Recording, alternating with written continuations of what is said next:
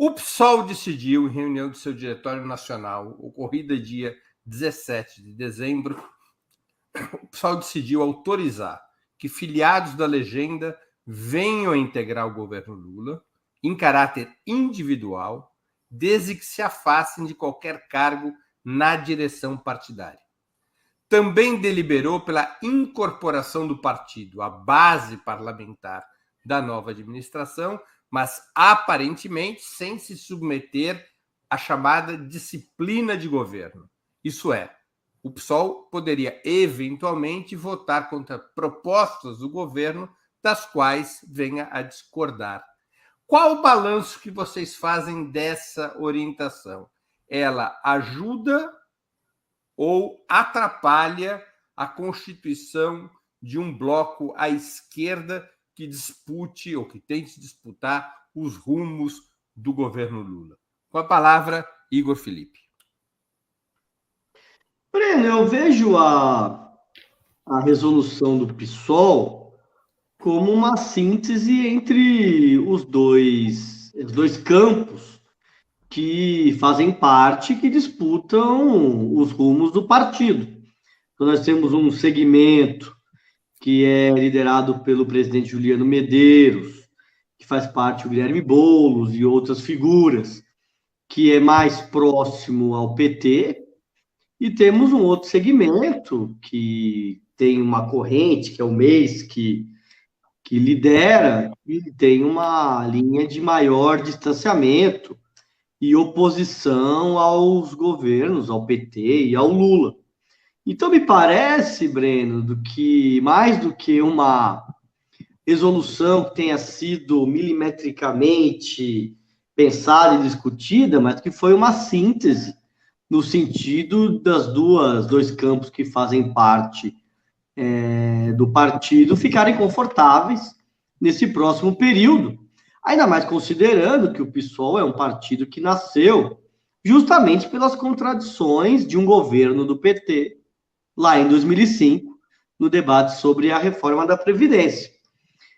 A avaliação da resolução me parece bastante positiva. Acho que, pelas questões que envolvem o PSOL e a sua composição, acho que ficou uma resolução importante. Acho que vai estar na base do governo, não vai fazer uma oposição que ameace, que deixe o governo enfraquecido para fazer os enfrentamentos com a extrema-direita, mas também não vai ser uma adesão ao governo, como os outros partidos que fazem parte formalmente da base. Então, me parece que é uma resolução adequada, considerando as condições do PSOL. Eu acho que o PSOL certamente vai cumprir um papel importante no sentido de zelar para que o programa apresentado pelo nas eleições seja implementado, e especialmente, Breno, com o processo de organização e luta popular que será necessário nesse próximo período. Porque a grande questão é que só vai ser possível avançar e implementar o programa apresentado nas eleições se houver força social que possa encampar essas bandeiras, disputar a sociedade, enfrentar os interesses neoliberais e enfrentar também as mobilizações da extrema-direita. Então, acredito que a resolução do PSOL ficou bem adequada e que vai cumprir um papel importante aí no próximo período. Com a palavra, Joana Salem. Eu achei a resolução do PSOL excelente e eu vou me explicar por quê. Primeiro porque, além desses motivos que o Igor comentou, tem um outro detalhe que eu acho que é chave para explicar qual é o papel do PSOL nessa conjuntura, que é o seguinte: seria sectário se o PSOL proibisse os seus militantes de aceitarem convites para grandes cargos ou ministérios desse governo, considerando que o PSOL participou ativamente da campanha do Lula desde o primeiro turno.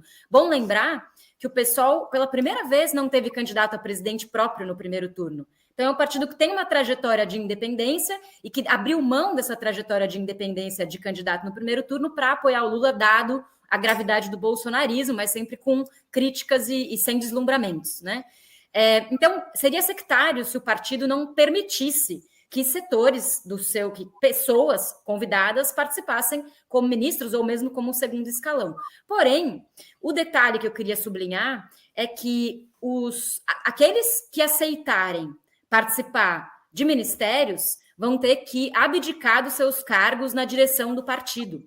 E eu acho isso importante porque isso separa o aparelho econômico do partido do aparelho econômico do governo. Então, não haverá coincidência entre pessoas que estão em ministérios ou em segundo escalão e pessoas que estão na direção nacional do partido, preservando uma separação dessas atuações e permitindo que o aparelho político e econômico do partido se mova com independência na conjuntura e também os seus parlamentares. Então, isso não é um detalhe menor. E, além disso, o que não à toa essa nota do PSOL cita explicitamente o caso da Sônia Guajajara, né? A gente tem que observar bem atentamente. Agora, a Guajajara foi uma das 3 indicadas da APIB. A Guajajara, como candidatável ou possível ministra de povos originários, é muito mais representante da APIB do que representante do PSOL. Ela vai muito mais por ser uma representante indígena de extrema capacidade, né? Ela acho que é o melhor quadro do movimento indígena atualmente em atividade.